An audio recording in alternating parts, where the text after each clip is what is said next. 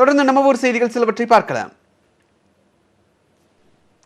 திருவண்ணாமலை அண்ணாமலையார் கோவிலில் திருவூடல் நிகழ்ச்சி வெகு விமர்சையாக நடைபெற்றது. அண்ணாமலையார் கோவிலில் உத்தராயண புண்ணிய கால பிரம்மோற்சவ விழா கடந்த 5ஆம் தேதி கொடியேற்றத்துடன் தொடங்கியது. 10 நாட்கள் நடைபெறும் இந்த விழாவின் முக்கிய நிகழ்வான திருவூடல் விழா நேற்று நடைபெற்றது. இதில் சுவாமி அண்ணாமலையார் பிருங்கி மகரிஷிக்கு வரமளிக்கும் நிகழ்ச்சி நடைபெற்றது.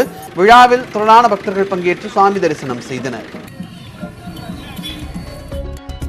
சேலம் குழந்தை இயேசு பேராலயத்தில் நடைபெற்ற தேர்பவனி விழாவில் திரளானோர் பங்கேற்று தேரை வடம் பிடித்து இழுத்தனர். சேலம் மாநகர் பகுதியில் உள்ள பிரசித்தி பெற்ற குழந்தை இயேசு பேராலயத்தில் ஆண்டு விழா கடந்த 5ஆம் தேதி கொடியேற்றத்துடன் தொடங்கியது. 10 நாட்கள் நடைபெறும் இந்த விழாவில் தினமும் சிறப்பு திருப்பலி நிகழ்ச்சிகள் நடைபெற்றன. விழாவின் முக்கிய நிகழ்வான தேர்பவனி விழா நேற்று நடைபெற்றது. இதில் திரளானோர் பங்கேற்று குழந்தை இயேசுநாதரை வழிபட்டனர். தமிழகத்தை சேர்ந்த 23 தனியார் மற்றும் அரசு பேருந்துகள் ஆந்திராவில் பறிமுதல் செய்யப்பட்டுள்ளன. வழித்தட உரிமமின்றி இயங்கியதற்காக ஆந்திர அரசிற்கு சொந்தமான 5 பேருந்துகளை வேலூர் மாவட்ட வட்டார போக்குவரத்து அதிகாரிகள் கடந்த புதன்கிழமை பறிமுதல் செய்தனர்.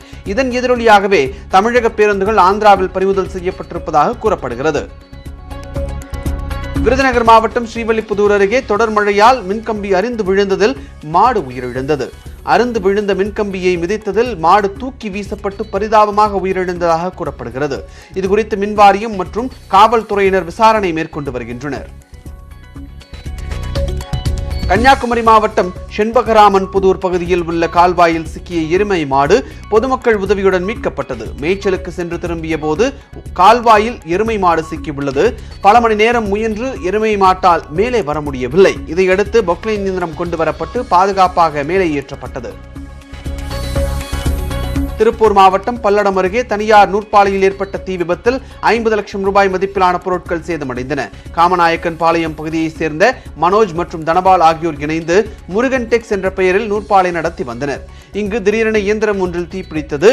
அங்கிருந்த பஞ்சு மூட்டைகள் நூற்கண்டுகளிலும் தீ பரவியது. விரைந்து வந்த தீயணைப்பு வீரர்கள் 2 மணி நேரம் போராடி தீயை கட்டுக்குள் கொண்டு வந்தனர்.